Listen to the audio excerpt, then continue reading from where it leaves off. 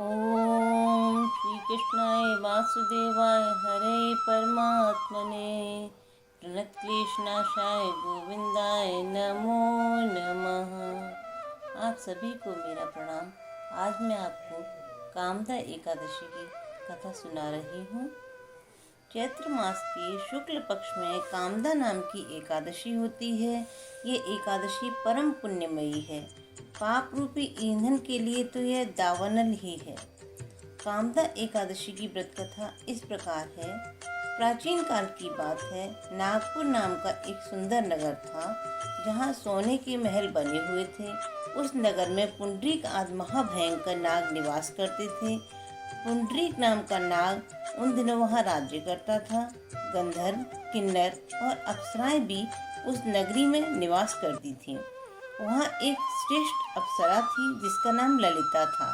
उसके साथ ललित नाम का गंधर्व भी था। वे दोनों पति पत्नी के रूप में रहते थे। दोनों ही परस्पर काम से पीड़ित रहा करते थे। ललित के हृदय में सुंदरी ललिता का नित्य निवास था। एक दिन की बात है, नागराज पुंडरीक राजसभा में बैठकर मनोरंजन कर रहा था। उस समय ललित का गान हो रहा था, किंतु उसके साथ उसकी प्यारी ललिता नहीं थी। गाते गाते उसे ललिता का स्मरण हो आया, अतः उसके सुरों में अशुद्धि और जीभ लड़खड़ाने लगी। नागों में श्रेष्ठ करकोटक को ललित के मन का संताप ज्ञात हो गया, अतः उसने राजा पुंडरीक को उसके गान में त्रुटि होने की बात बता दी। करकोटक की बात सुनकर नागराज पुंडरीक क्रोधित हो उठा। उसने गाते हुए कामातुर ललित को शाप दिया, दुर्बुद्धे, तू मेरे सामने गान करते समय भी पत्नी के वशीभूत हो गया, इसीलिए राक्षस योनि में जा। महाराज पुंडरीक के इतना कहते ही वह गंधर्व राक्षस बन गया। भयंकर मुख, विकराल आंखें और देखने मात्र से भय उपजाने वाला रूप। ऐसा क्रूर राक्षस होकर वह कर्म का फल भोगने लगा। ललिता अपने पति की भयानक आकृति देख मन ही मन बहुत चिंतित हुई। वह भारी दुखों से कष्ट पाने लगी। सोचने लगी, क्या करूं, कहाँ जाऊं, मेरे पति पाप से कष्ट पा रहे हैं। वह रोती हुई घने जंगलों में पति के पीछे पीछे घूमने लगी। वन में उसे एक सुंदर आश्रम दिखाई दिया, जहाँ एक शांत मुनि बैठे हुए थे। उनका किसी भी प्राणी के साथ वैर विरोध नहीं था। ललिता शीघ्रता के साथ वहां पहुंची और मुनि को प्रणाम करके उनके सामने खड़ी हुई। मुनि बड़े दयालु थे। उस दुखियारी को देखकर वे बोले, तुम कौन हो, कहाँ से यहाँ आई हो, मेरे सामने सच सच बताओ। ललिता ने कहा, महामुनि, वीर धनवाब नाम के एक गंधर्व हैं। मैं उन्हीं महात्मा की पुत्री हूँ। मेरा नाम ललिता है। मेरे स्वामी अपने पाप दोष के कारण राक्षस हो गए हैं। उनकी ये अवस्था देखकर मुझे चैन नहीं है। ब्राह्मण, इस समय मेरा जो कर्तव्य हो वह बतलाइए।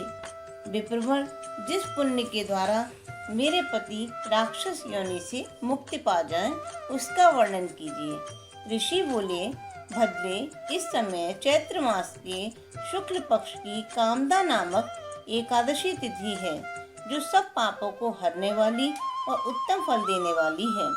तुम उसी का विधि पूर्वक व्रत करो और इस व्रत का जो पुण्य हो उसे अपने स्वामी को दे डालो। पुण्य देने पर क्षण भर में ही उसके शाप का दोष दूर हो जाएगा। मुनि की यह वचन सुनकर ललिता बड़ी प्रसन्न हुई। उसने एकादशी को उपवास करके द्वादशी के दिन उस ब्रह्मऋषि के समीप ही भगवान वासुदेव के समक्ष अपने पति के उद्धार के लिए ये वचन कहा, मैंने जो यह एक कामदा एकादशी का उपवास व्रत किया है, उसके पुण्य प्रभाव से मेरे पति राक्षस भाव से मुक्त हो जाएं। ललिता के इतना कहते ही उसी क्षण ललित का पाप नष्ट हो गया। उसने दिव्य देह धारण कर ली। राक्षस भाव चला गया और पुनः गंधर्वत्व की प्राप्ति हुई। वे दोनों पति पत्नी कामदा एकादशी के व्रत के प्रभाव से पहले की अपेक्षा भी अधिक सुंदर रूप धारण करके विमान पर आरूढ़ हो अत्यंत शोभा पाने लगे। अतः इस एकादशी के व्रत का यत्न पूर्वक पालन करना चाहिए।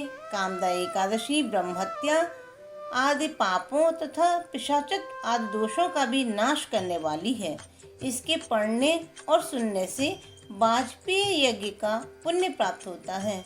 भजमन नारायण नारायण नारायण, भजमन नारायण नारायण नारायण, श्रीमन नारायण नारायण नारायण, भजमन नारायण नारायण नारायण।